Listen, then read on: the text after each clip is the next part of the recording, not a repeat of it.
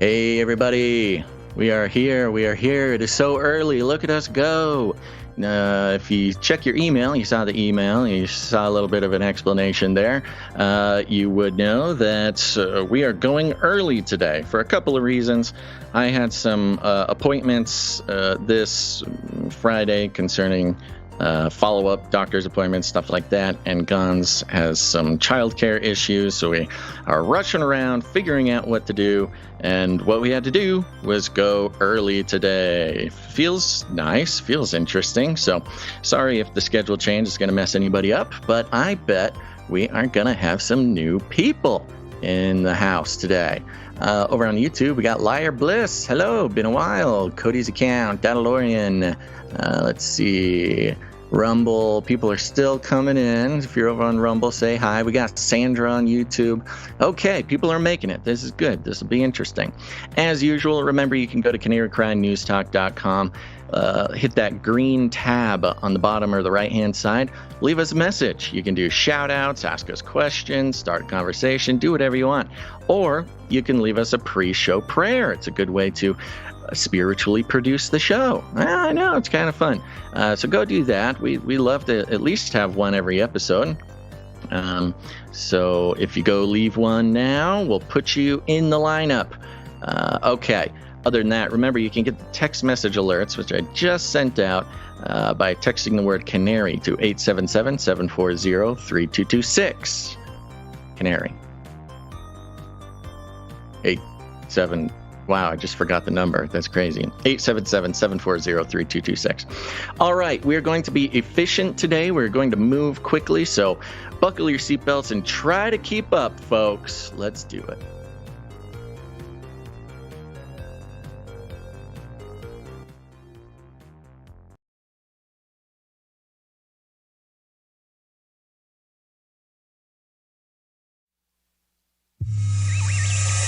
The world is getting crazier.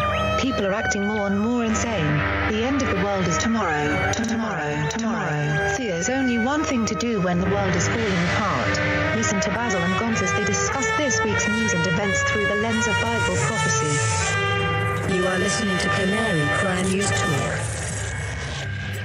You're listening to Canary Cry News Talk. Today is August 23rd, 2023. This is episode, we are live to tape on episode 658. And today, Truther in name only. Dun, dun, dun. And signing on from off the grid, Razzle Dazzle. I'm your best buddy, Basil, and you are not crazy.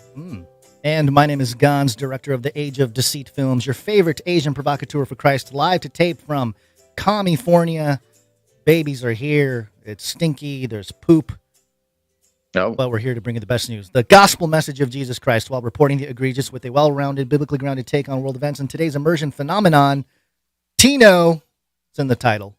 Truther in name only. Love it. Okay. Well, we are live a little early here, but of course that doesn't matter if you're listening to the podcast version. This is going to be a very efficient show. And everybody is going to be very impressed with us. So get ready. We're going to blow your socks off. But before that, Gons, let's go ahead and get that disclaimer out of the way. And I will just mention, right before I play the disclaimer, I had to reconfigure my setup. So there are certain things, especially for live viewers, some things may not work as it's going to be funky planned. But hopefully efficiently funky. Yep. But here's a disclaimer. It's time for a disclaimer. Now listen up. YouTube. That's right. And just for all the content moderators and censorship managers out there, be they robots or humans, everything you hear on this show comes directly from the mainstream corporate news media. We do not claim to be experts on healthcare, geopolitics, military strategy, corporate law, or the moral and ethical implications of any of these topics, nor do we implicitly or explicitly support or subscribe to any sources or narratives containing misinformation, disinformation, or malinformation, as defined by the Department of Homeland Security. We're good boys. All right, YouTube, we're good boys. That's right, we're good boys. Don't get it twisted. All right, Gons, let me give you a rundown. Oh, look, here's Basil. Let me bring you up to speed.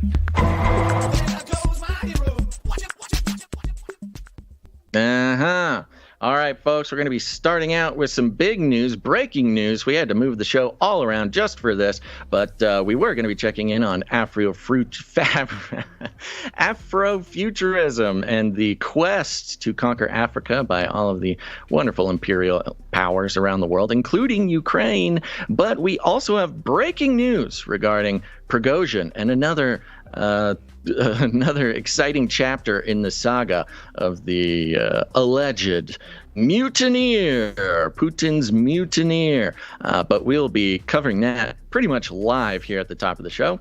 Then, of course, Flippy. We have the iPhone of robots coming out, so start saving your pennies. Then we are going to be checking in with some truthers in name only. Huffington Post has an article, unbelievably bonkers conspiracy theorist running for who? Well, you'll find out. And then we'll be doing a light check-in on Vivek Ramaswamy. Things keep happening there.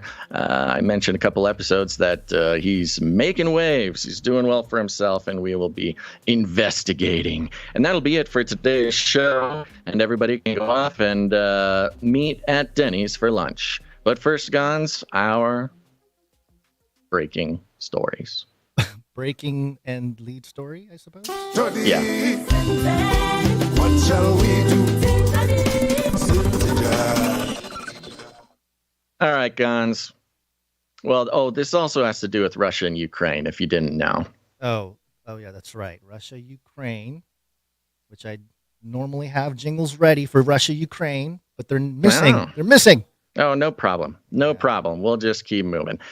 So there's been some things going on in regards to Africa and the superpower struggle. It seems Africa, since we've pointed it out a couple of years ago, the continuation of the preparation of Africa for who knows what, probably some sort of utopia for the imperial capitalist system to woo the Africans into giving up more of their resources and control of the continent. It's the last great frontier as far as that goes. But also, we've seen Putin. We've seen Zelenskyy for some reason. We've seen everybody trying to get in on the Afro-Futurism game. Of course, China is included in there as well. And Al Jazeera, a couple of stories here, we'll just zoom right through to get to the exciting news, but Al Jazeera's got a couple points being made here that line up pretty well with the theory. Starting out, Ukraine's Kuleba promises to free Africa from Russia's grip. Says here, Kyiv intends to invest significant political capital to deepen ties with African countries, Ukraine's foreign minister Dmytro Kuleba has said, in a bid to counter Moscow's influence on the continent. Quote, "We are starting from scratch in Africa. This continent needs systematic and long-term work. It's not something that happens overnight." Kuleba said in an interview with Agence France Press on Wednesday in Kyiv. This was last week. I wonder why they need systemic help over there in Africa. I wonder what people have been corrupting the system systemically over in Africa. Exactly. And as we've seen recently, there are some African countries that are sort of bending the knee to the European/American techno-utopian plan when it comes to, CBDCs, vaccine passports, things like that, notably Nigeria. Mm-hmm. However, there's been a number of countries who are sort of turning their back on the West out of recognition that it hasn't worked out too well for them in the past. Now, we know that Russia, the United States, and China have been sort of battling over influence. But why would Ukraine, a tiny country, sort of politically insignificant before this war, be interested in expending any sorts of resources whatsoever to help rehabilitate Africa or help, pull Africa out of poverty or whatever it is they think that they're in? Ukraine getting involved in this process makes absolutely no geopolitical sense, with the exception that they are sort of a vassal state of the United States. I was going to say, fighting a proxy war to launder whatever's going on with the U.S. But also the New World Order for Ukraine. fight for Ukraine, new world order. Right. And of course, it needs to be mentioned that, the whole grain shipment thing, the grain embargo, pretty suspicious the way that whole thing went down. And as we know for a fact, been reported that weapons that have been sent to Ukraine are now by the U.S. and by the West are now showing up in Africa. Just happens. These Western provided weapons to Ukraine showing up in Africa, most likely through grain shipments that Putin, has now tried to block. Showing up in Chad, the Chad Lake Basin, which happens to be right next to Niger, where the coup just happened. And there's some sort of revolt where people are marching through the streets chanting "Long live Putin." So there's a whole lot of stuff going on in Africa. Another interesting story from Al Jazeera here to connect these dots came out again. This was last week. Wagner boss posts first video since Russia mutiny. Hints he's in Africa. Russian mercenary chief Yevgeny Prigozhin posted his first video address since leading a short-lived mutiny in late June, appearing in a clip possibly shot in Africa that was released on Telegram channels affiliated with the Wagner group. And so for the first time since the mutiny, of course, we know he was sort of banished to Belarus, but then it seemed what a Russian mercenary group would need to be operating in Africa. Oh, I don't know. Maybe it's part of a bigger plan. And other reports mentioned that Prigozhin is actively recruiting mercenaries in Africa. In fact, on this video, the end of the video has a phone number that you can call to join the PMC, to join the Wagner group in Africa. So obviously big plans going on. Africa seems to be the next stage being set for whatever, geopolitical military strife we're going to see. But that's not all, Gons. We were going to spend this whole time breaking down these two stories, but at this point, they speak for themselves. This morning, right before we started the show, breaking news, AP is reporting officials say a jet crash in Russia kills 10 and Wagner chief Prigozhin was on passenger list. A private jet crash in Russia on Wednesday, killing all 10 people aboard. Emergency officials said mercenary chief Yevgeny Prigozhin was on the passenger list, but wasn't immediately clear if he was on board. Prigozhin's fate has been the subject of intense speculation ever since he mounted a short-lived mutiny against Russia's military leadership, etc., etc., etc. So now, he does some sort of fake mutiny. It looks like some kind of, football move. What do they call that? A juke. It's like they juked the West, thinking he was going to commit a mutiny. Putin forgives him, which makes absolutely no sense, but also points towards the fact there's a big secret master plan. He goes to Belarus for a month or two, and then shows up in Africa, recruiting more mercenaries. And then today, allegedly, one of his private jets filled with 10 people, his name is on the passenger list, was seen falling out of the sky over in Russia.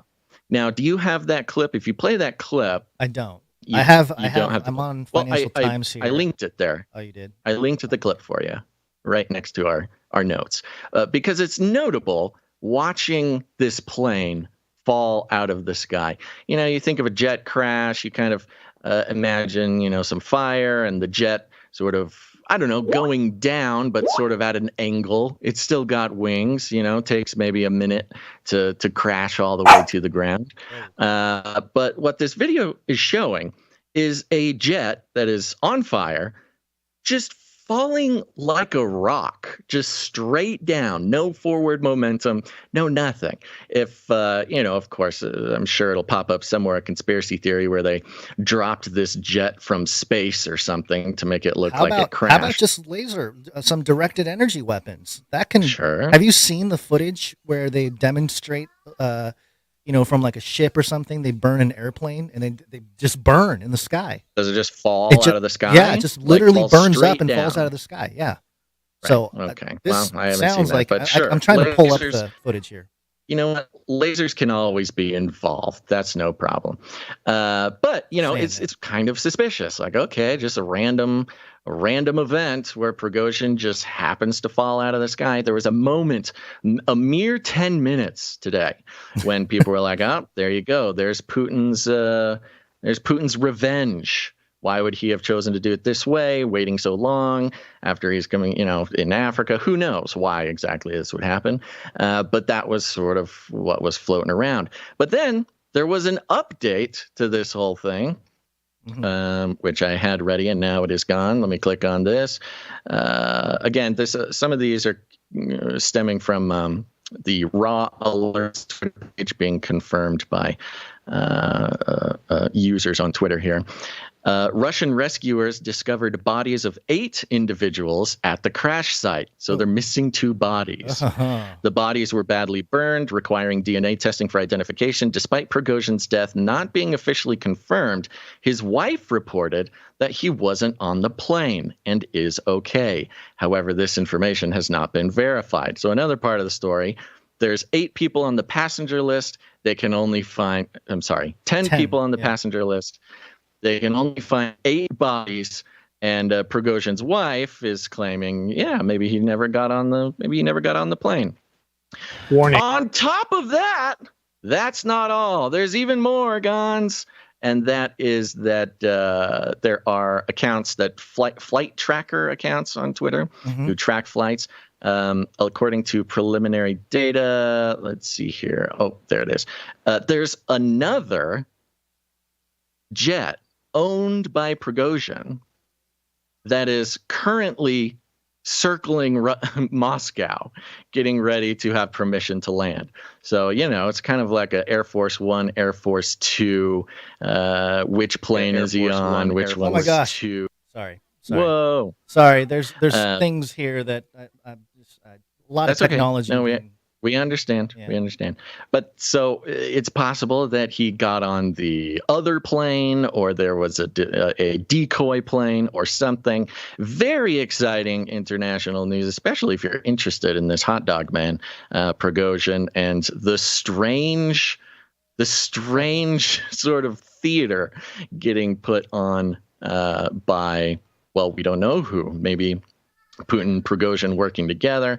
Maybe there's some CIA op. Maybe it's another trick to play on the West. Maybe they need to fake his death for whatever reason, whether it's to protect himself from Putin or to continue some sort of plan in the AFRO-FUTURISM campaign.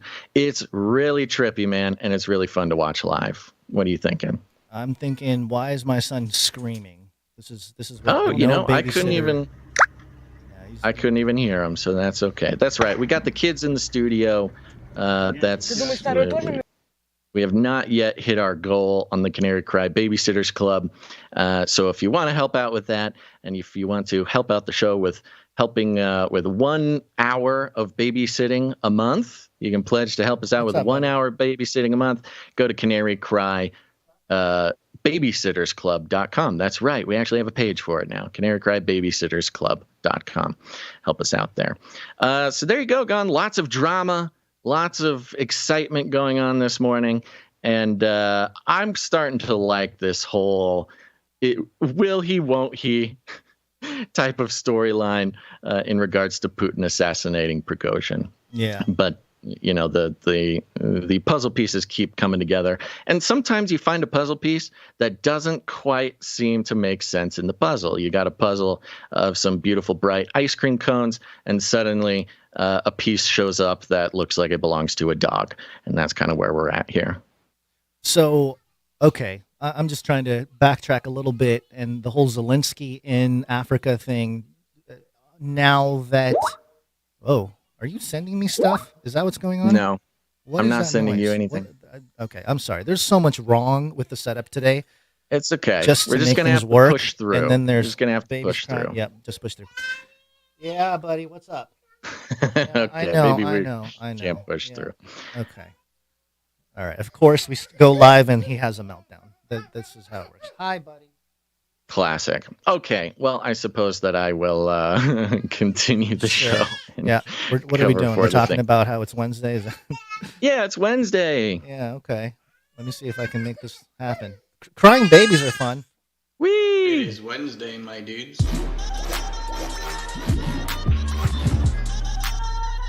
Wednesday. Wednesday. Hey guys, know what day it is? It's Wednesday. It's time for the Canary Cry News Talk. Yeehaw! Wednesday, my dudes. It is Wednesday, my dudes. That's right. It's Wednesday. It's a weird day, folks, for so many reasons. You know, I think, I forgot to mention, one of the trippiest things about the Prigozhin plane crash is it happened the episode after we reported on the FLIPPY in space. Luna 25, the Russian lunar lander that smashed into the moon, got totally destroyed, or quote unquote ceased to exist. And, we always look at those space related events as a way of, messaging plans in plain sight. And does the Lunar 25 crash have any connection to messaging the foreboding crash of Prigozhin's plane? I don't know. Maybe. Is Prigozhin represented by a cute little robotic arm that was lost in the Luna 25 crash? I don't know. Maybe. All sorts of interesting things, but you know what? I love when we don't have to wait more than 2 days to have one of our theories sort of confirmed live on air. So that's fun. But today is Wednesday. We got the kids in the studio. We got all sorts of exciting things happening. We are being incredibly efficient today, Gons. Are we? So, yes, we are. So we're going to jump right in. We're going to cruise through thanking some producers because that's a very important thing to do. Executive producers. Or I will sit here in silence. Can't hear that? No, it didn't come through. Oh. Didn't come to me, at least. Well, that's fun because Okay. everyone else can hear it. Oh, good. Okay, well, as long as everybody else can hear it. Did you not hear the intro song today? I heard the intro song. Some jingles I'm hearing, some jingles I'm not hearing. That's and I weird. don't quite have a pattern for that yet. Okay. But yeah, folks, we're on the value for value model, which means we don't take any money from corporations, commies, or cartels. No, we're entirely funded by people who get value from the show. We think it's a biblical concept.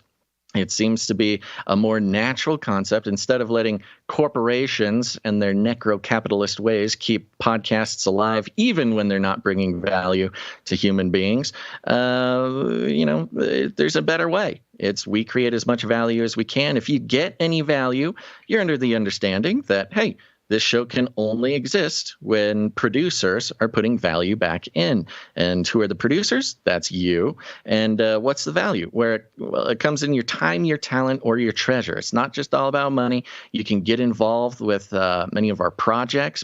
Many producers do help us with their time or their talent. If you're an artist or a musician or something, you can create something for the show. Lots of ways to get involved. And here at the top of the show, we want to thank our executive producers, and we'll also just go right down the line. It's a short list today, so we'll be thanking people who supported us financially. And remember, this is not just some sort of practice in vanity or stalling or something.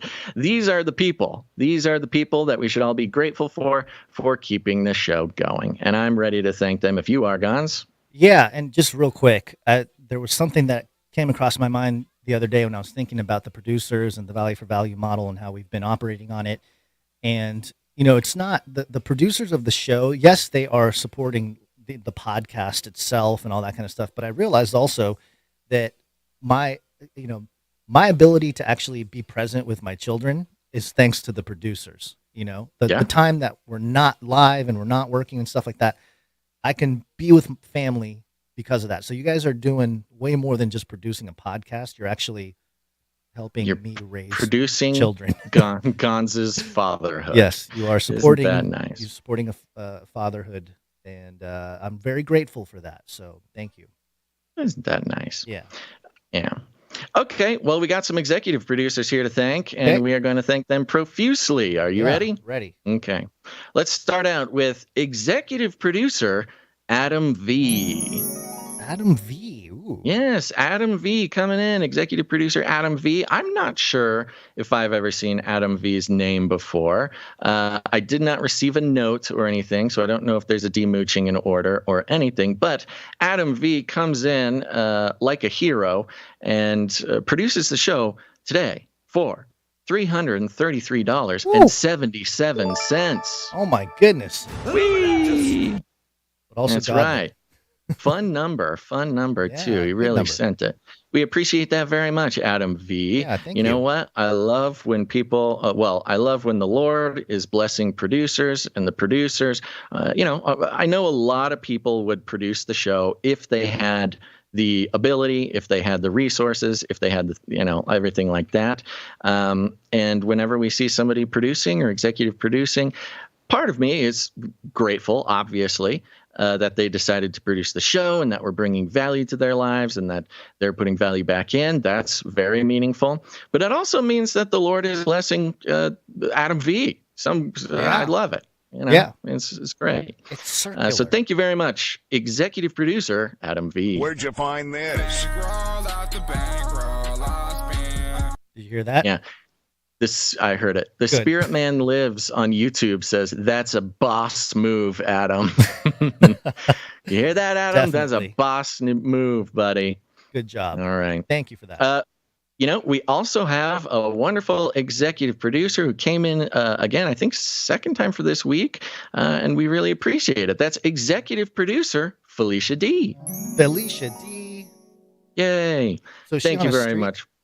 I don't think so. I don't think there's a streak going, but Felicia D, obviously, such a wonderful, consistent executive producer. Yes. Came in with a nice round number, which means we will not disclose it on the air. Little tip for everybody who produces the show: if you support with a nice round number, that's you telling us. Don't worry disclosing the amount. But if you don't mind us disclosing the amount, make it something funky, a funky number, kind of like 33377, something like that. So thank you very much, executive producer Felicia D. Where'd you find this?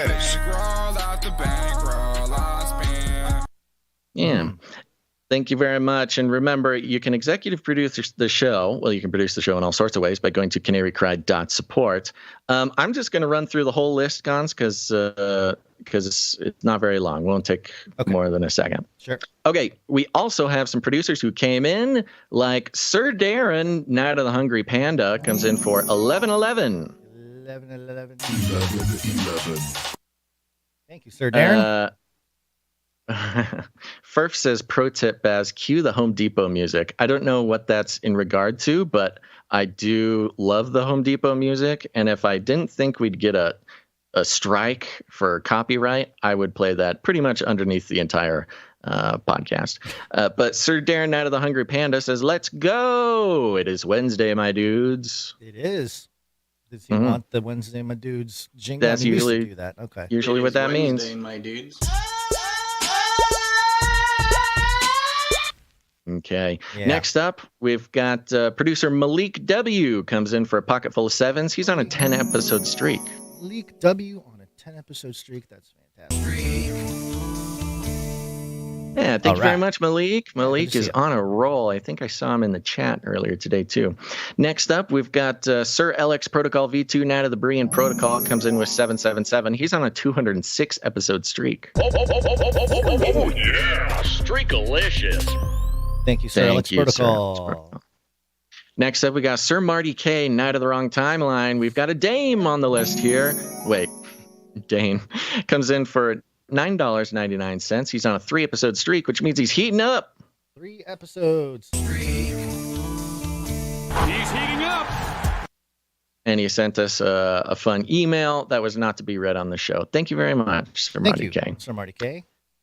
Okay, I'm just going to do a quick checkarooski to see if there's anybody. Yeah, okay, we got.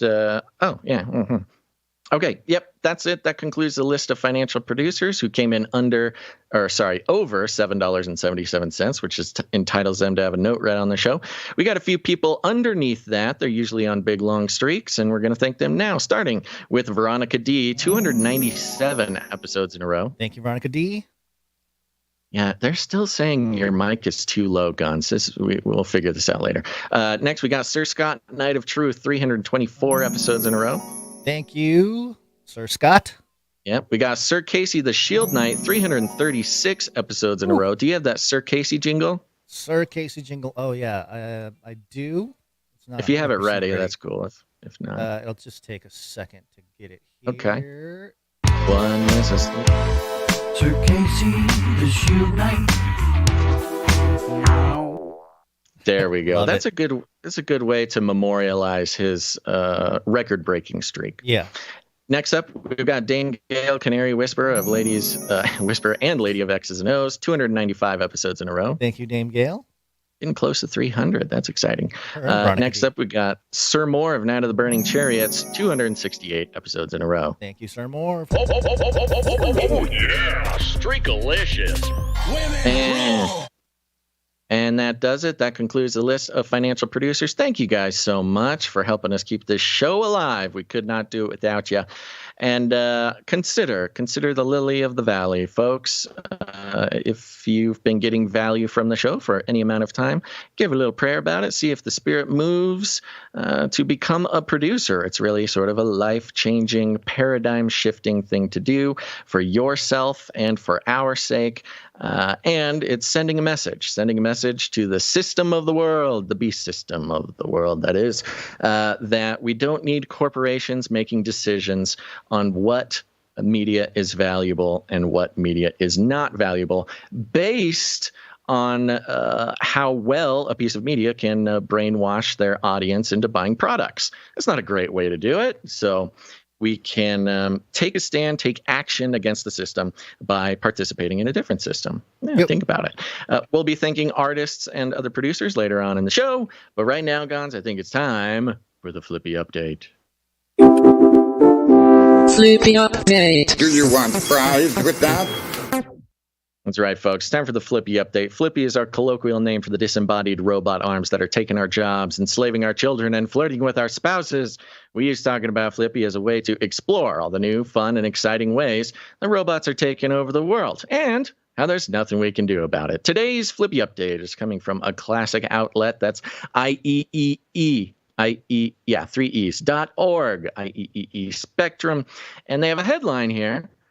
Apptronic introduces Apollo humanoid robots. Ooh. Apollo. All right. Apollo, yes. Interesting name there, huh? We've seen Apollo show up in many different, I don't know, suspicious government operations, occult influences, things like that. Of course, Apollo is the god who rides the pulls the sun across the sky in a chariot, and has all sorts of interesting connections to, I don't know, pretty famous occult practices. Well, also Apollo being the name of Apollyon or Abaddon, Yes. the one that leads out the destroyer that comes out of the bottomless pit. So there's that too. Yeah, see, it's all coming together. Well, coming out of this bottomless pit, IEEE Spectrum is going to tell us about it. Back in January, Apptronic said it was working on a new commercial, general-purpose humanoid robot called Apollo. I say new because over the past 7 or 8 years, Apptronic has developed more than a half dozen humanoid robots, along with a couple full-body exoskeletons. Cool. But as the company told us earlier this year, it has decided that now is absolutely, definitely, for sure, the time for bipedal humanoids to go commercial. Oh, wow. Absolutely, Okay. Definitely, for sure, Gons. Absolutely, definitely, for sure. I don't think I'm that sure about much. Other than my faith, sure. I mean, that is this. They're really Exactly. Laying it They're thick. very positive. Today, Aptronic is unveiling Apollo. It says the robot is, quote, designed to transform the industrial workforce. Sorry, industrial workforce. You're getting transformed. And beyond, in service of improving the human experience. I love the messaging around this. It's not just like, oh, this will help, save money on manufacturing. Oh, this will help, take care of, do jobs that humans don't want to do. Oh, it'll, this kind of stuff. It's no, this robot will improve the experience of being a human. No human has ever had a better experience of living as somebody with an Apollo robot. It will first be used in logistics and manufacturing, but Aptronic promises, Gons, quote, endless potential applications long-term. Endless. I suppose that's true with any technology, any app, any device you can have. You can say that it's got endless potential applications long-term. Because of upgrades and whatnot. You go out far enough in time, infinity is a long time. Still, the company must make it happen. It's a big step from a prototype to a commercial project. The biped that we saw in January was a prototype for Apollo, but today, Aptronic is showing an alpha version of the real thing. The robot is roughly human-sized, standing 1.7 meters tall and weighing 73 kilograms, with a maximum payload of 25 grams. It can run for about 4 hours on swappable battery. Now, when I first read through that, and it said it can run for about 4 hours, I thought they're saying literally run, which that would be crazy. Which stuck out because part of Elon Musk's comments about why his robots won't take over the world and won't kill your family and won't enslave humanity is because they are slow. They won't be able to run. Right. So when I hear somebody making an army of running robots, I'm like, oh no. That can run for 4 hours. Yeah, they right. Can outrun run for 4 hours straight. those Africans that run and hunt for food. Right, the long distance runners. Yeah, the company has 2 of these robots right now and is building 4 more. Wow, 6 robots, Guns. Now here's the fun part. While Aptronic is initially focused, this is a block quote, so this is coming straight from Aptronic. While Aptronic is initially focused on case and tote handling solutions in the logistics and manufacturing industries, Apollo is a general purpose robot that is designed to work in the real world, where development partners will extend Apollo solutions far beyond logistics and manufacturing, eventually extending into construction, oil and gas, electronics production, retail, that's interesting, home delivery, elder care, and countless more. So it's Apollo, the everything robot. And it continues, Apollo is the iPhone of robots, enabling development partners to expand on Aptronic, develop solution, and extend the digital world into physical world to work alongside people and do the jobs they don't want to do. So what they mean, they go further into the iPhone of robots. The iPhone of robots analogy is referring to the fact that Apple created iPhone, but it also created the App Store. And with the App Store, you opened up a world of possibilities, meaning anybody could build an app and make it available on the phone. And that, changed the way we interact with the world around us at all times. And also, people make a lot of money selling apps. People become rich and famous on these apps. People, the apps are really sort of the center of, I would say, digital life. But the fact that digital and physical life are blending together, these apps really are, whether you like it or not, kind of the center of public life. And in the same way, Apollo here will be more of a platform for people to build products, apps, stuff like that, and which will equip the robot with different capabilities. Now, you might be thinking, well, don't these apps, doesn't lots of crime happen with these apps? Doesn't lots of spying happen with these apps? Don't governments use these apps to control populations? Don't they do tracking, tracing, blah, blah, blah, everything happening on these apps? Yeah, well, why would you want the government to track and trace you simply with your phone? Why not let them track and trace you with a robot that can run for 4 hours? See, this is perfect.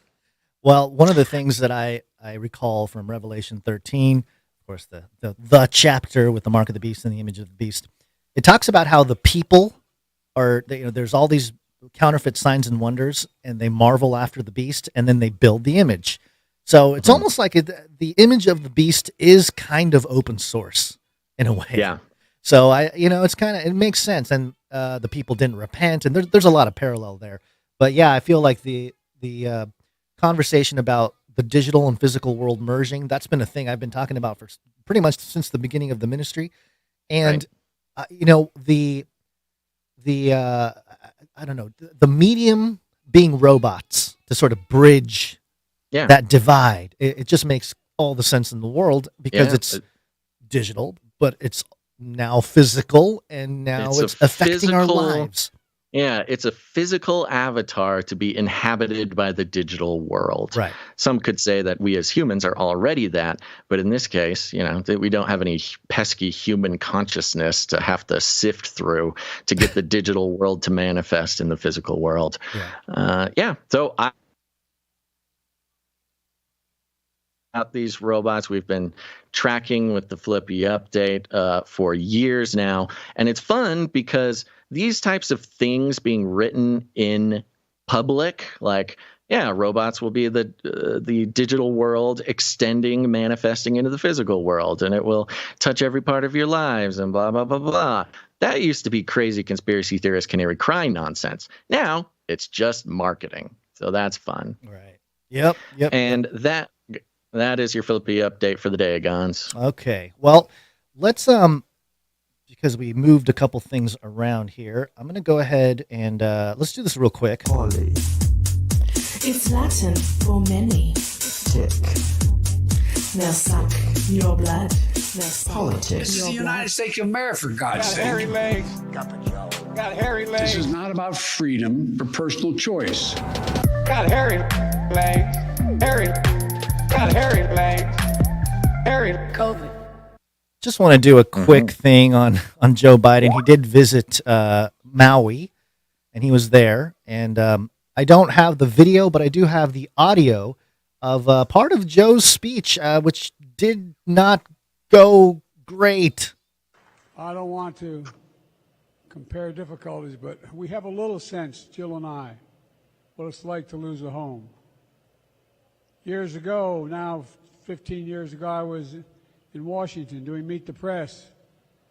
It was a sunny Sunday, and lightning struck at home on a little lake that's outside of our home, not a lake, a big pond, and hit a wire and came up underneath our home into the heating ducts, the air conditioning duct. To make a long story short, I almost lost my wife, my 67 Corvette, and my cat. But all kidding aside, I watched the firefighters. Okay, I mean, not great.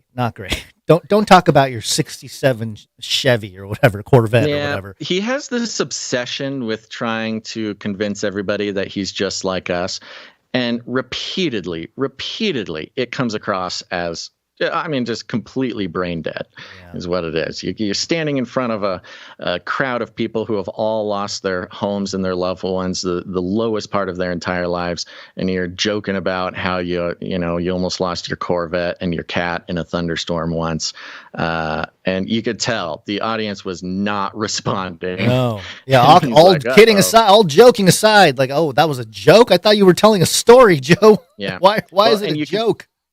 you can tell he was off script too. Oh, you can, he just thought that this would be a thing to endear people to him. That was not written. Nobody approved that. Again, just another instance of Joe Biden thinking he's much more clever and likable than he actually is. Yeah, and just as a touch point here, Washington Post was being mirrored by Yahoo News after the blaze, coping with firebrain. Yeah. Talk about mind control. Mind control weapons. Yeah, this was interesting. It reminded me of long COVID, where it's like, oh, this disaster happened, and look, it's having long-lasting effects that are so mysterious, and nobody understands why. They're basically saying that just about being in a fire. They profile a few different families who have been in different fires over the years, and they're putting this all, of course, in the context of the Hawaii fire, that people who have had fire experiences, I guess, who have been victimized by fires, I don't know, sure, are affected by a long-term sort of psychological disease called fire brain. And, honestly, you read the words and it just sounds like long COVID. You got your cognitive problems. You've got some, and they try to say that it's the kind of a mix between PTSD and breathing smoke and stuff like this. But they are, sort of, it's not quite officially in the medical books, but this is kind of how it starts. Yeah. Sort of a branding campaign for something that they can make into some sort of story.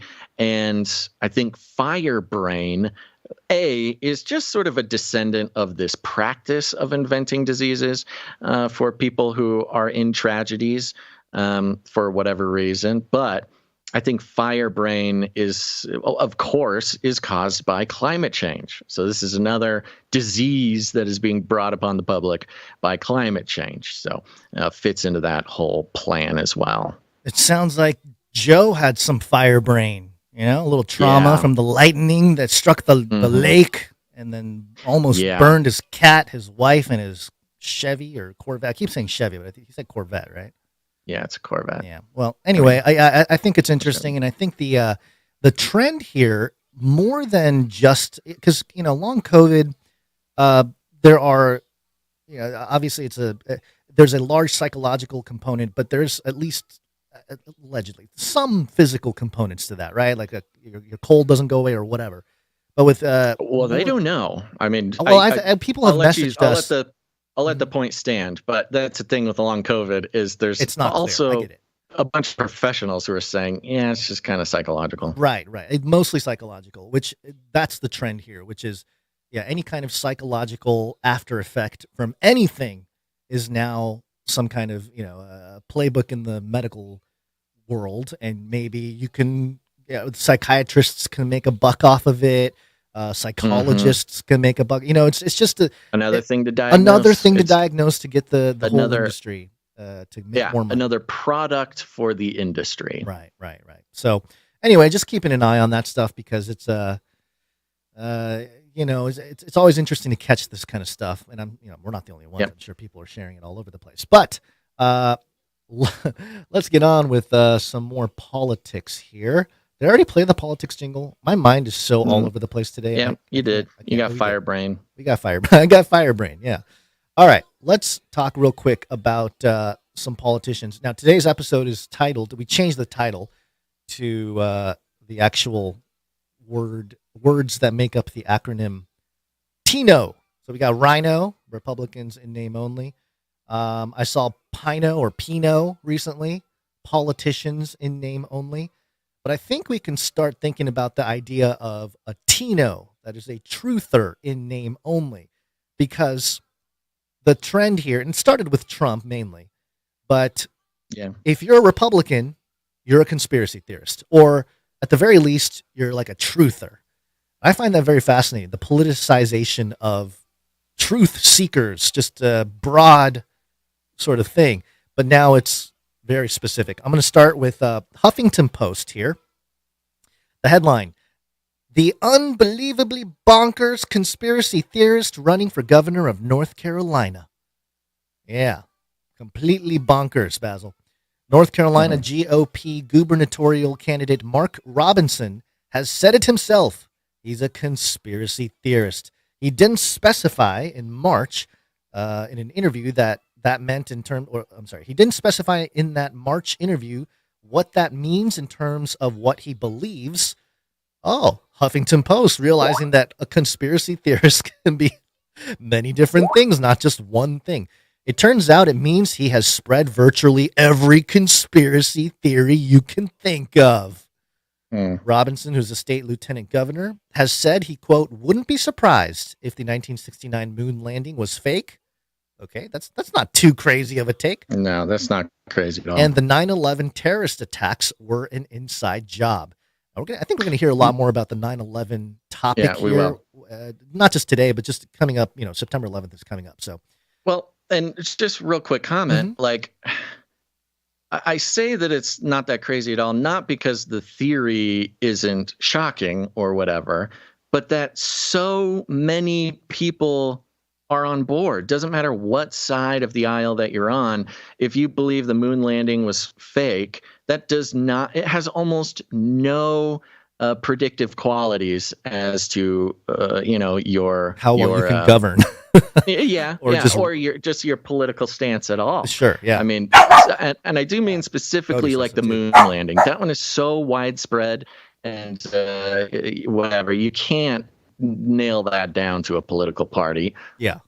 In reality. But in the narrative crafting of the media, they can do whatever they want. Oh, of course they can. Yeah, this is fantastic. What else did he peddle? He's, quote, seriously skeptical of President John F. Kennedy's assassination. Okay, I think the entire world is skeptical about that. And of the 2017 mass shooting in Las Vegas. Okay. He falsely accused David Hogg, a survivor of the 2018 mass shooting at Marjorie Stoneman Douglas High School in Parkland, Florida, of being a paid actor. He's claimed, which, that's maybe not directly paid, but he's definitely making his career is based on that event. He's claimed that climate change is based on junk science. And those are just the dangerous theories he's echoed that have been previously reported in lesser noticed social media posts, so they're really scouring his social media. Robinson has said that news coverage of police shootings is part of a media conspiracy, quote, designed to push U.S. towards their new world order. He and his wife both liked a since-deleted Facebook comment that stated, quote, it's the WWG1, WGA, where we go one, where we go all, are my identity letters, a reference to a QAnon rallying cry. In October 2018, on a day when authorities intercepted pipe bombs intended for President Barack Obama, Secretary of State Hillary Clinton, and CNN, Robinson suggested on Facebook that they had done it to themselves. Quote, if you can't beat them, bomb yourself, he wrote. Which, okay, he's saying that it's like a plant or staged thing, which you can't prove that it is or it isn't, but okay. He followed that with another Facebook post talking about an entire bombing. Story is faker than the $20 Rolex sold on a New York City sidewalk. So he just goes on and on about all these different things. Robinson is also a regular proponent of conspiracies claiming that music industry is being run by Satan and the Illuminati. My gosh. He has called Beyonce's music satanic and described Jay-Z as demonic and sent by Satan to turn people away from Jesus. He suggested that the 2014 Boko Haram kidnapping of schoolgirls in Nigeria was orchestrated by billionaire Democratic philanthropist George Soros, a frequent target of anti-Semitic attacks by Republicans, which I thought was funny because, Soros himself... I never heard that one before. Yeah, Soros himself said that he basically, escaped Nazi Germany by being kind of, a little shady himself, so... But he was young. No, he's young. been very clear about this. He turned on his own people. The Republican state official has also routinely pushed the New World Order conspiracy theory, which involves forced depopulation programs, a secretive ruling class of reptiles, and elite globalists on a satanic mission to bring about the end times. End quote. Yes, buddy. You need a Band-Aid for what? Too much New World Order? Yeah. You're okay, buddy. You're fine. He's fine. He's fine. He's fine. He's fine. He's okay, you start talking about the New World Order. These kids, they start getting riled up. They get riled up. So it goes on. He thought that American Idol and Dancing with the Stars are both, part of the New World Order. He said it reminds him of Soviet dictator Joseph Stalin's show trials, where people are lined up and judged, then executed. So yeah. I think this is dangerous for Huffington Post. Their goal is obviously political. Their goal is obviously to shame non-compliant thinkers. That's what they do, and that's really what they're doing here. Is they're saying he is a non-compliant thinker. Their mistake is listing so many non-compliant thoughts, because it's very random. It's like scatterbrain. It's like this and that. Yeah, the breadth and variety of the non-compliant thoughts that they are listing is almost guaranteed to make anyone, no matter who you are, relate with this guy in one way or another. I think it's totally, and we've seen this. I mean, this is strange for HuffPost to be doing this necessarily. HuffPost, I expect more from HuffPost. I mean, this is more like a Salon article. Sure. But for HuffPost, who is at least trying to be a news outlet, what they're banking on, if they can list so many non-compliant thoughts that he talks about, that it will, each new non-compliant thought will strengthen the case against him. But the variety, sheer breadth and possibility of the long list of non-compliant thoughts is almost guaranteed to have any one person relate with this guy in some way. Well, the reason why they had to pile on the conspiracy angle is because Governor Mark Robinson is a black man. Yeah, he's a black man, and so you can't really do the white right thing. So they just lean in heavy with the conspiracy theory thing, which that kind of makes sense if you're trying to attack the other party or whatnot. But that's just an example here. And, it's one of those things where, does it make him, is he lying to get support? I don't know. But it seems to me that he's just got a little bit of common sense, a little bit of a critical mind. And that's fine. There's nothing wrong with it. We want that in our politicians. We don't want yes men as politicians per se. I think what people really like, and you just mentioned it, is to have their politicians have a healthy skepticism of authority. Right. Now, that can be abused. You can fake, a healthy skepticism of authority to get people's support, and then, act differently. I'll give you an example of that. Just I think yesterday or the day before, Jennifer Lawrence, the Hollywood darling superstar Jennifer Lawrence, came out and talked about, it's so hard to talk about, but there's corruption in our governments. And it's like, where have you been, lady? Like, what are you talking about? You made a whole movie about that. Like, your whole Hunger Games is based on corruption. So it's for her to come out and say that really is telling where the pendulum is culturally, and how, a lot of these people that got a lot of fame in the last 20 years in that sort of liberal soup that we created, especially in Hollywood, now they're all coming out saying, oh, the government's corrupt. And it's like, really? Where did that come from, other than maybe trying to stay relevant in a time when pendulum's swinging? Totally. I like the way Jimmy Dore says it. Jimmy Dore, he's kind of a Isn't he a Democrat? Leftist. Yeah. He's a sort leftist podcaster guy, comedian, and now has a podcast, very popular. But he's, gets accused of being right wing all the time. And he's like basically a Marxist and keeps getting, the media keeps branding right wing. He's not Marxist enough. We need super Marxist is the thing. It's kind of, he's like on a, he's like on the Marxist he's like a Marxist libertarian type of weird mix. But the thing he says is, no, it's not that our government has corruption. It's that the government as it is now is 100% corrupt. Like the very system that exists is inherently a corrupt system. Not that there's some bad apples or there's some, people taking advantage, but that the whole thing is 100% corrupt. And, the media doesn't like that. So they brand him a right-wing extremist. Right.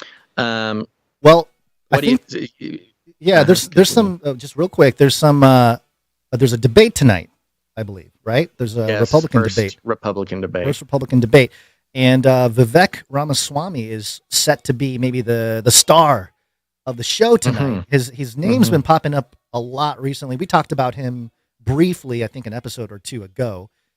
He's the guy that the World Economic Forum basically named him as a young global leader, and he was like, "No, I don't want to be a young global leader, and take my name off the list or whatever." They didn't take his name off, so he sued the World Economic Forum and won. Which again, it's a suspicious move, just because. Again, if you're trying to gain the trust of the public in this current American climate, the best thing to do is to reject the World Economic Forum. That is sort of the game plan. The game plan. If you're a right-wing, conservative, Republican, you got to lean into those things. And so to become... You're not even considered. You're not even considered, yeah. Consider Mike Pence. Pence. Mike Pence, oh, yeah. Total milquetoast, run-of-the-mill Republican. Lover. Nobody cares. Total representation of the establishment. Nobody cares. Nobody even mentions his name. Yeah. This little Skype thing sound is driving me crazy. But this is the article from The Atlantic that published yesterday. The headline. Oh, yesterday. Audio. Vivek Ramaswamy says he wants, quote, the truth about 9/11. Gasp. Okay. Oh, no. Yeah, exactly. Gasp. Really? I did not know that there were people that are looking for the truth. And so real quickly, basically what happened was Vivek was on. This guy who wrote this article for The Atlantic, John Hendrickson, followed him around. You know, these Atlantic guys, they get the inside scoop. They get to like hang out with the people, the subjects they're talking about and writing articles for. So he gets to hang out with Ramaswamy for a few months. And Ramaswamy was on CNN with, I forget her name. What was the lady's name there? Let me find it here. I think it was, I forget. But, man, I'm totally blanking on her name. People were kind of going after her too. Caitlin something or other? Yes, Caitlin something. I forget. She's pretty well known. She's popular. You've seen her on television and whatnot. And here's some of the audio from this exchange, just to kind of get a glimpse of what happened there. One thing that you will likely be asked about on Wednesday night is foreign policy. And you recently said that to protect Taiwan, you would do this. Guess what? We'll put a gun in every Taiwanese household, train them how to use it. That is how you make Xi Jinping think twice. Do you really think that would be a sufficient plan to deter a Chinese invasion if it includes long-range missiles, ground troops, an aerial blockade, a naval blockade? All of the different measures here? Caitlin, of course it's not sufficient. You take that tiny little clip. When I've articulated at the Nixon Library last week, a 1-hour speech with a whole range of deterrents, that is part of it. But I've also said that I would pull Russia out of its military alliance with China. I've also said that we would bolster our partnership with India to be able to close the Andaman Sea and the Malacca Strait. I've also said that we would actually send a signal very clearly that we will defend Taiwan, moving from strategic ambiguity to strategic clarity to say that we will defend Taiwan until we have semiconductor independence in this country. And so, yes, part of this is turning Taiwan into a porcupine. I think exporting our Second Amendment is a relatively free or low-cost way to do that. But I find it laughable that you will take that clip and then put words into my mouth as though that was a sufficient deterrent. Caitlin, with due respect, that's a joke, especially when I've offered as expansive of a deterrent strategy as I have. It's not putting words into your mouth, and it's not saying that you didn't say those other things. It's just saying that you did say that part of your I never effort said when it was comes sufficient. to Taiwan. She is a total joke. Yeah, she's bad. She was like one of the people that hosted one of the debates, I think, last year. I think during the primaries. Yeah, she was the one in the white suit. Yeah. So, to the theme here, this is Vivek posting that clip and tweeting. I don't even know what it's called anymore. Speaking the hard truth to a female anchor isn't mansplaining. It's the exact same treatment I gave to Don Lemon a few months back. I believe in equal opportunity for all media dishonesty. Watch CNN's hilariously artificial clipping of my Taiwan defense plan last night, when in fact I've offered the most detailed deterrence plan of any candidate in either party. I didn't let the fake media get away with it. Fake politicians, beware. And he really does sound like a truther. He sounds, it's Trump, but it's sort of like packaged better. You know, it's not so belligerent. So, yeah, here's the fun thing about Vivek. He's a billionaire, just in case people don't know. Yeah. He is a billionaire. He's a rich guy. He's a successful entrepreneur. He kind of came out of nowhere for the general public. Most people didn't know about him. Yeah. He popped up last month, and he's riding this very thin line where he's saying things like, we want to export the Second Amendment to the rest of the country. He says we want the truth about 9/11. The big one everybody tries to get him on is, what do you think about Trump? And he's in an interesting situation. While everybody else is competing with Trump, right? You think about, of DeSantis. course, Pence and DeSantis and DeSantis being the big one, yeah. Even Asa Hutchinson or whatever. Yep. They're all taking this stance. They're asked about Trump, and they are giving the impression that they are competing with Trump. Vivek has taken an entirely different stance. He is coming at it under the impression that Trump won't be allowed to run. Whether he's in jail, whether it's indictments, whether he doesn't get the Republican nomination for some reason, while anything. And I think it's a genius strategy. He is coming at it with, look, I'm not competing against Trump. I love Trump. I want to do more Trumpy stuff than Trump did. I'm a huge, I respect the guy. I did nothing but good stuff to talk about Trump, which reads better because he's not going, but the indictments and it's all the stuff. Right. Yeah. And so his answer is he unabashedly says, yeah, I will pardon Trump. That's what I'm going to do. Everybody else is humming and hawing and won't give a clear answer on whether they'll pardon Trump. He is like, look, Trump owns the base. Okay, you're not going to win unless you can get Trump folks to like you. And so he's unabashedly saying, I'm going to pardon Trump if you make me president. Because there's even questions now whether Trump will be able to pardon himself. So at least the narrative is Trump's only chance to stay out of jail is for Vivek to get elected. And he's saying all the right things. He is basically doing a Trump, but just kind of in a package. He still has sort of a mix of likable traits and kind of cringy ones. But yeah, it worked well for Trump. Everyone. Yeah, it's sort of a win-win for him. Even if he doesn't become president, he could get scooped up as vice president. That could be a play if Trump does indeed, take it as trend is going. So I don't know that would happen, but it's just one of those things where it's interesting to watch. Now again, the notion being here that he is speaking truth, he's defending the Second Amendment, he's saying all the right things that people like us would be very excited about. 9/11. He's pro Bitcoin. He's a pro Bitcoin guy. Mm-hmm. So this article from the Atlantic Audio, Vivek Ramaswamy says he wants the truth about 9/11. Basically what happened was the rest of that interview that we were playing the clip from CNN, the 9/11 topic comes up, and basically Vivek says that they did the same thing. You take a small clip of what I said and you make some kind of weird accusations out of it. Well, this article from the Atlantic is basically saying, we didn't misquote Vivek. Like, here's the quote from Vivek. And it's funny because the quote, the one line that Vivek said that everything is based off of, he said it, like he said those words, but he also said a lot more. And we don't necessarily have to play the clip here. It's a little long-winded. But basically, Vivek is talking about, he's comparing this idea of, hey, 9/11 and January 6th. January 6th, we had feds on the ground. It's the American citizens' right to know how many feds were there, operative, non-operative, whatever, in that event. How many were involved? How many people were involved in the actual breaking in and all that stuff? Right. Similarly, how many intelligence or, I think federal agents is the words he used, were on the plane, on any plane on 9/11. to sort of, make that comparison of like, we should be looking at what the feds are doing to assess whether this was an inside job or whether it was whatever.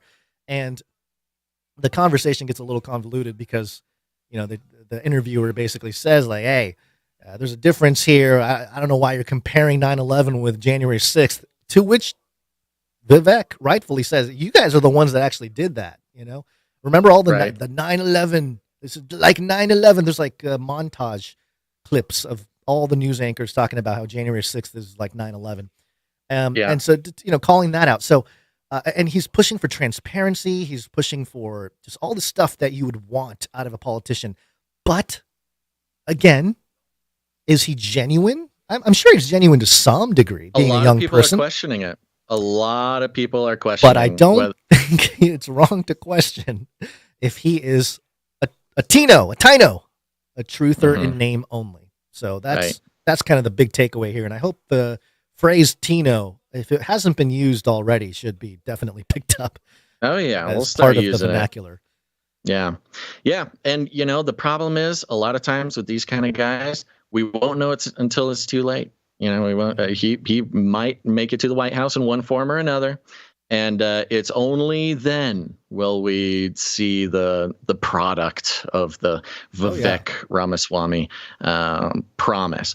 And I don't know who made this name up. It sounds like a Trump name. However, Trump has not gone after him yet. Somebody out there has coined the term Vivek the Fake. Ooh. And I don't know who it is. Ooh, that sounds like a Trumpian take. It sounds Trumpian, and maybe Trump kind of put it out there secretly or something, or had an operative put it out there.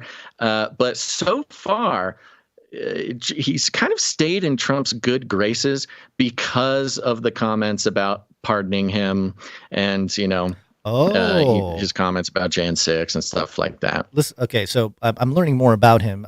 Knew about his sort of anti-COVID stance and all this kind of stuff, anti-climatism and gender ideology, all the hot button issues. He's also a critic of ESG, again, right in line. And you mentioned he was a billionaire. His net worth is $950 million. Might as well be a billionaire. Ooh, so close. Yeah. His wealth comes from biotech and financial businesses. I wonder what biotech companies he's involved in, because that would be very interesting to learn about. His education is from Harvard and Yale, so there's that. Man, he's making me feel old, though. He's 2 years younger than me. Yeah, he's 35, 36.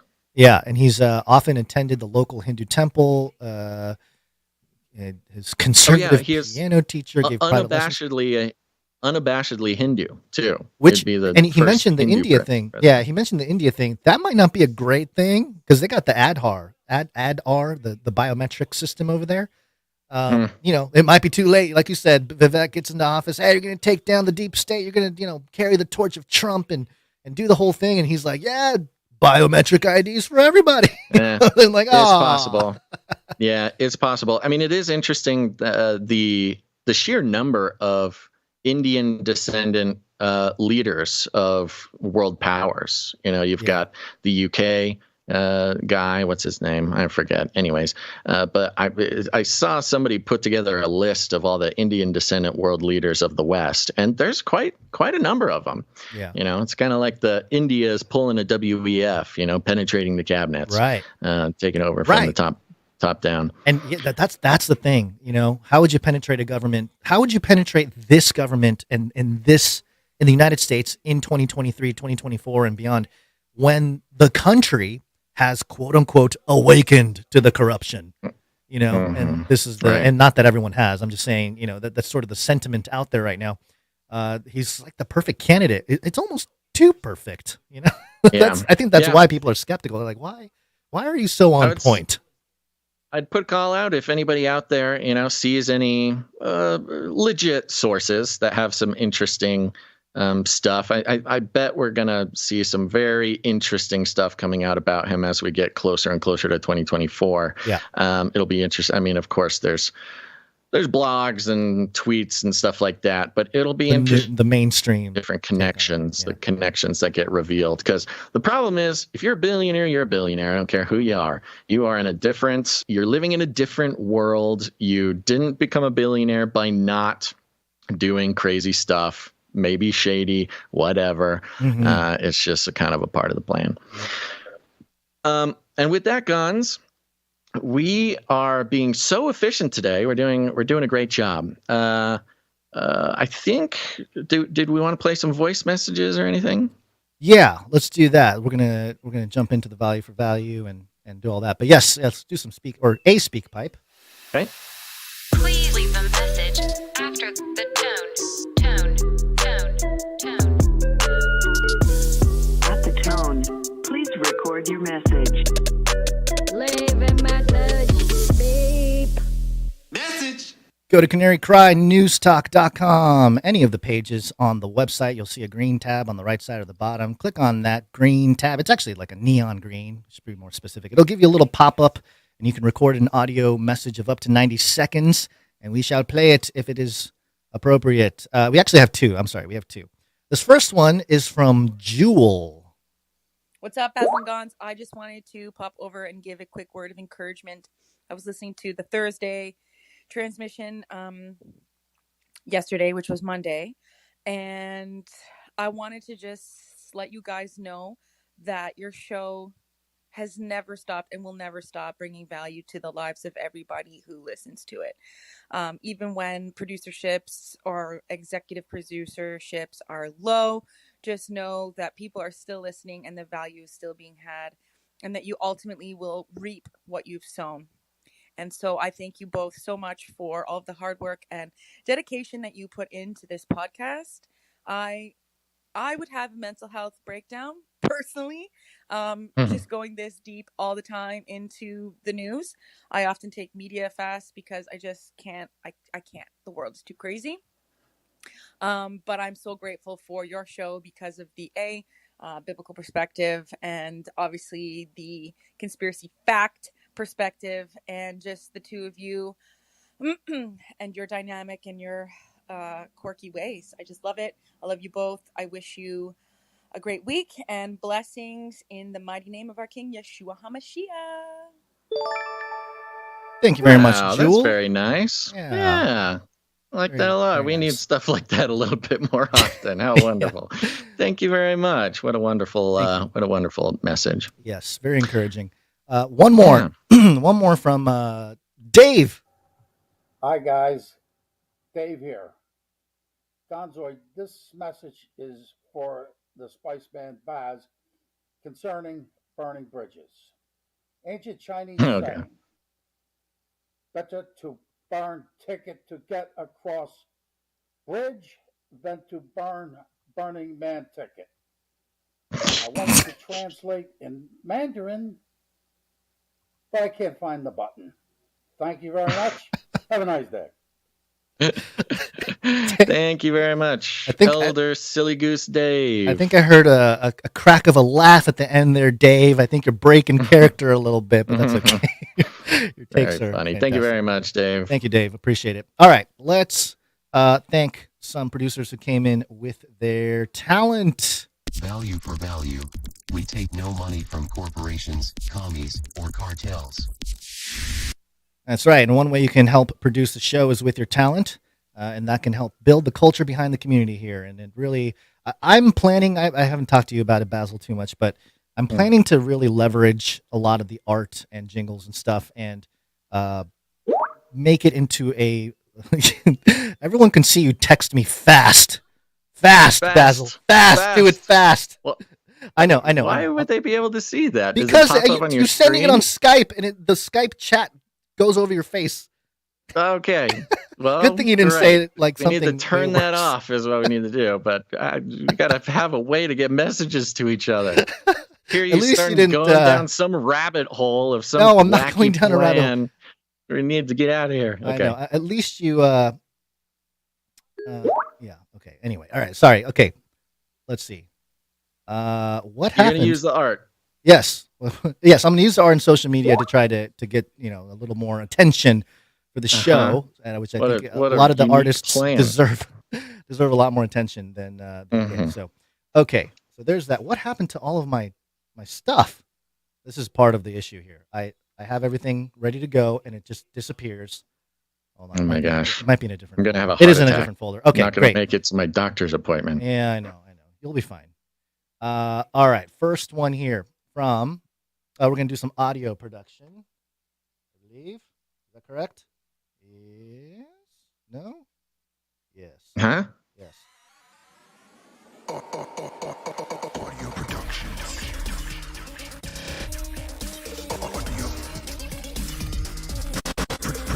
Productions. Actually, I don't see my audio production thing here. Wow, this got all messed up once I switched computers on everything. So I don't think we... Oh, no, we do. We have Little Owen. Little Owen sent in a track. What happened to it? Did it fail? It looks like it failed downloading. Okay, well, that's not good.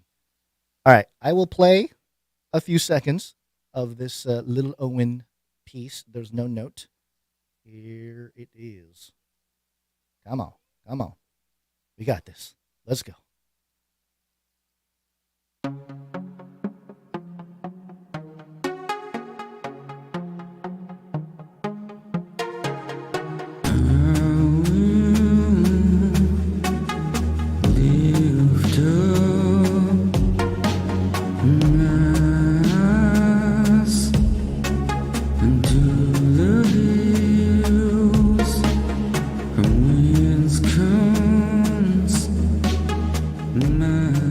Look to the hills.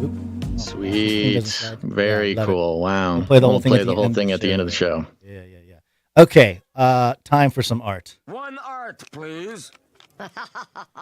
And we have Sir Dove.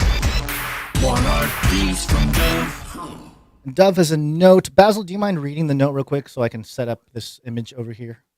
Are you able to access it? Yeah. Yes, I got it. He says, peace. For this week's Bible artwork, I did an illustration for Psalm 41:1. Blessed is the one who considers the poor. In the day of trouble, the Lord delivers him. Hope you guys like it. Keep doing what you're doing, and I'll keep praying for yins. Dove, thank you very much, Sir Dove. And for the art here, we have a wonderful piece of Bible artwork. The background is sort of like of a brick alleyway, an alleyway maybe of a restaurant or something. And we've got a poor, unhoused little cat down on the bottom right. It looks like a vet, got a camo jacket on, got the beanie, got the fingerless gloves. He's holding a little piece of cardboard that says, the Lord will deliver you in the day of trouble. And up at the top part of the frame here, blessed is the one who considers the poor. That was very cool. Thank you very much, Sir Dove. Thank you. And yeah, he's got the little cat there has like a can or something between his feet that says God bless.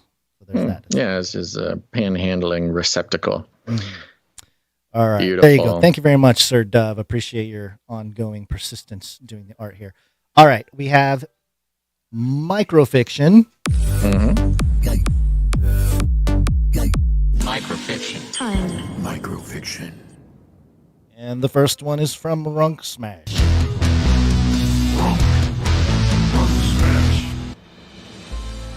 The young man pulls a glass vial from his feathered coat and smashes it on the ground, freeing the vile Strawberry and allowing him to escape as the hideous creature confronts the abominations. He smiles as he bursts through the door into the sun.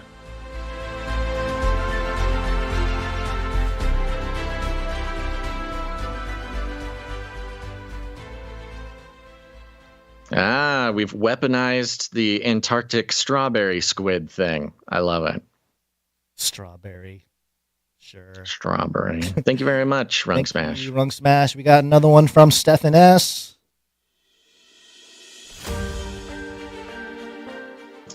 Brandon Lancet shares the link to the article with the comment, "Thanks for the assist." Headline reads, "Huge pharma vaccine reserve wiped out by tornado. Dr. Diablo muses. And they called it an act of God."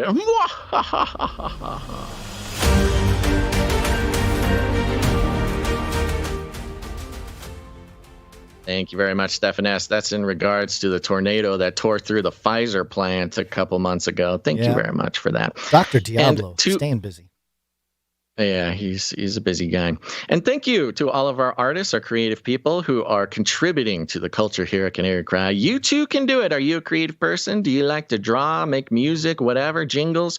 Create something for the show and then go to canarycry.art. Canarycry.art, where you can upload it and it gets put in a nice organized little spreadsheet for us. We really appreciate it.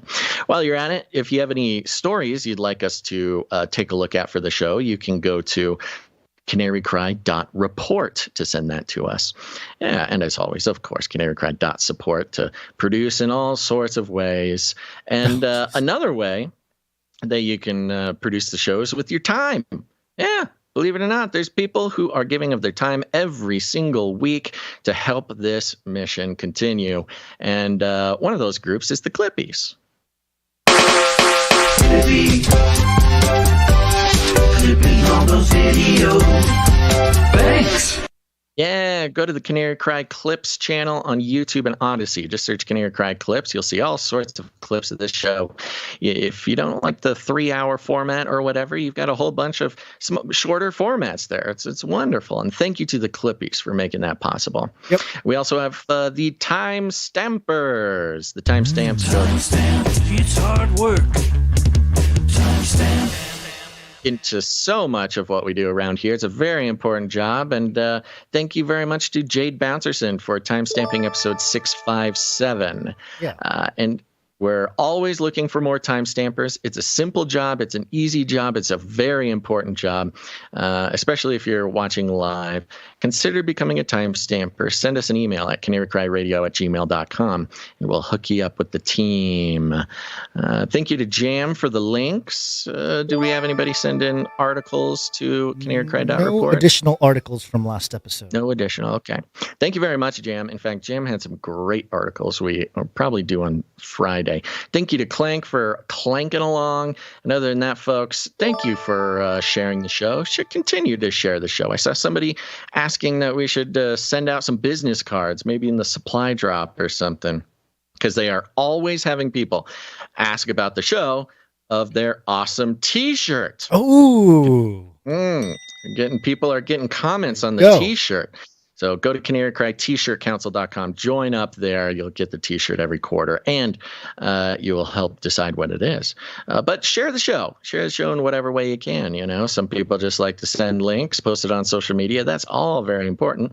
Or if you want to express yourself in a new and exciting way using the gifts that God has given you, you can do it in a not so obvious way. I don't know. For instance, you can become some sort of paramilitary group chief, like the Wagner group, and you can just kind of pop up all over the world in different places and really send the conspiracy theorists into a tizzy, wondering who is the next target for the Canary Cry military group. We probably shouldn't actually recommend that. No, there is no Canary Cry military group. It doesn't exist, and please don't start one. But if you do end up starting a mercenary group, go ahead and just make it part of the contract whenever you're contracting with some sort of international leader to, destabilize and collapse a foreign government for the for the resources, the oil, or just simply for fun. You topple a government, you're gonna need to put the Canary Cry News Talk logo, on the new flag to whatever new country sort of puppet government takes over. We created the Canary Cry News Talk seal based on a few different influences, but I think it would look great on a flag for a country somewhere in there. But that's just one way to do it. You don't have to do it that way. You can do it any way you want. We call it rattling cages, but all you got to do is walk right up to them, grab them by the cage, and then you shake it. The end of the world occurred pretty much as we had predicted. I want to shake things up, stir up some controversy, rattle a few cages. Hey, stop that! You'll never silence me. I'm the last angry man, a crusader for the little guy. Leave the bird alone. Never. Rattle a few cages. Rattle a few cages. The human race will have every opportunity to improve. And if they don't? Ask Noah. That's right. Just ask Noah. Gonzo, you got any last words? I don't think so. Apologies again for some of the technical issues here. We're trying to dial things in a little bit better, and hopefully we will dial things in a little bit better. It's a by process. Friday. Anybody who's been with us for any amount of time know it's a continuous process trying to polish the experience around here. But thank you, everybody, for your patience. Hope you liked the early show. There's a possibility we might transition to a little bit earlier, so let us know what you think about that. And other than that, thank you very much for listening to this episode of Canary Cry News Talk. Make sure to tune in next time. But until then, think outside the cage. TINO.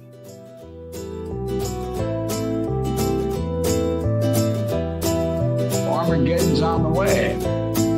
I've ordered more pills than anyone in the world. They love killing.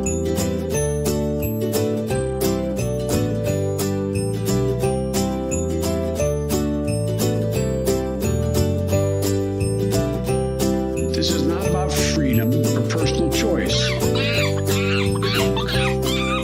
love the Great Reset. I love the Great Reset. I'll keep you warm and safe in my people's zoo.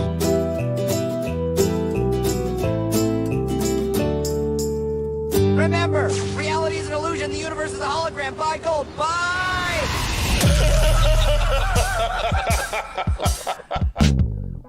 You little rascal. I am so hot. You're so hot. I'm...